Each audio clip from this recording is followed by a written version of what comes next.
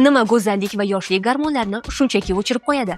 Ayollarda tez vazn yig'ishiga, erkaklarda esa quvvat keskin pasayishiga olib keladi. Bu stress. Siz surunkali stress holatiga tushganingizda organizm mudofaa rejimiga o'tadi va qonga katta miqdorda kortizol, stress gormonini haydaydi. Aynan mana shu gormon sizning tanangizdagi barcha muammolarning asosiy ildisidir. Ilmiy qoida shunday: qonda kortizol miqdori yuqori bo'lgan paytda organizm ayollarda estrogen, erkaklarda esa testosteron ishlab chiqarishni deyarli to'xtatadi. Chunki xavf ostida turgan tana energiya va resurslarni faqat omon qolishga sarflaydi. Shuning uchun kortizol pasaymaguncha qorindagi yog'lar erimaydi, soch to'kilishi to'xtamaydi va gormonal fon joyiga kelmaydi. Gormonlarni tiklash uchun asab tizimini oziqlantirish va kortizolni pasaytirish shart. Dorixonadagi tinchlantiruvchi dorilar miyani shunchaki uxlatadi va o'ziga tobe qilib qo'yadi. Bizga esa tanani stressga chidamli qiladigan tabiiy ozuqalar kerak.